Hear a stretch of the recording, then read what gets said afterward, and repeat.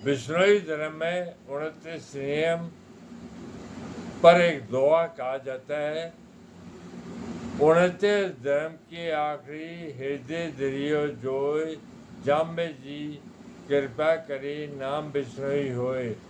इन्हीं 29 नियमों को धर्म भी कहा जाता है। ये सभी नियम मिलकर एक धर्म विशेष का स्वरूप प्रदान करते हैं। जिस प्रकार से शरीर के अंग प्रत्यंग सभी मिलकर एक शरीर की संज्ञा प्रदान करते हैं, जैसे हाथ पांव कान आदि सभी तो पृथक पृथक शरीर ही है और सम्मिलित रूप में भी शरीर ही है, उसी प्रकार से ये 29 नियम भी पृथक पृथक भी धर्म कहे जा सकते हैं और सभी सम्मिलित रूप को भी बिश्नोई धर्म की संज्ञा दी जा सकती है।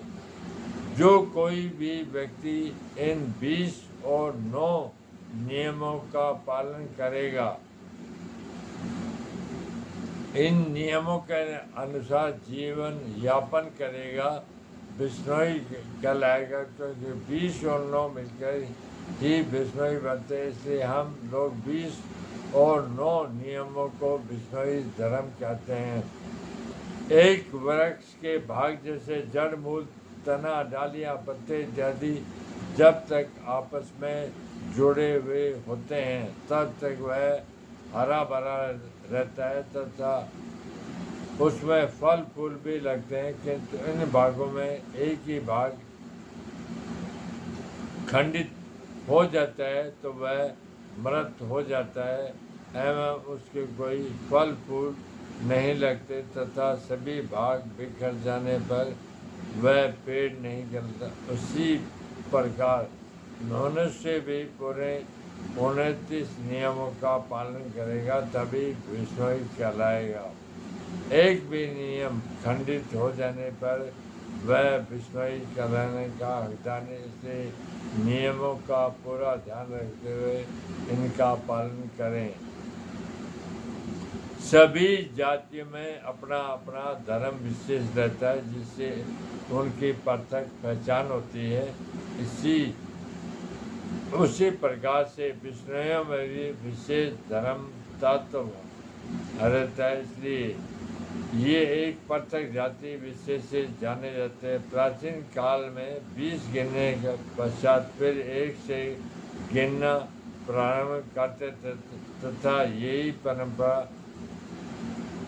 संस्कृत भाषा में भी है। इसलिए 20 और 9 के योग से बिश्नोई कहना उचित ही है तथा विशेषतः विष्णु के उपासक होने से भी बिश्नोई कहा जा सकता है, किंतु विष्णु की उपासना तो एक नियम के रूप में बतलाई है।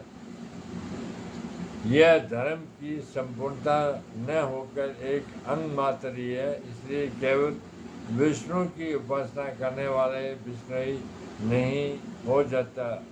इन 29 नियमों में कुछ नियम तो प्राचीन काल से मानवता के नियम जो चले आए उन्हें ही पुण्य नए ढंग से बताए तथा कुछ नियम जैसे 30 दिन सूतक 5 ऋतुवती न्यारो शेरों करो स्नान जल ईंधन छान कर लेना अमावस्या का व्रत करना विष्णु भगवान का भजन करना रूख लीलो नहीं गावे अमल तम्बाकू भांग मद मांस का निषेध नीले वस्त्र धारण न करना।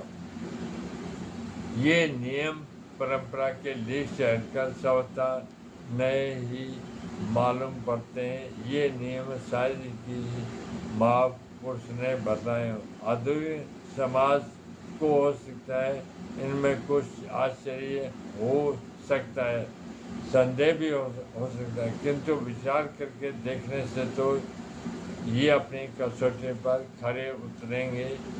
उस समय तो शायद इन नियमों की इतनी आवश्यकता थी जितनी इस समय पड़ रही है और जो जो समय आगे बढ़ेगा त्यों इन 29 नियमों की महती आवश्यकता महसूस होगी। इसलिए ये नियम शाश्वत हैं।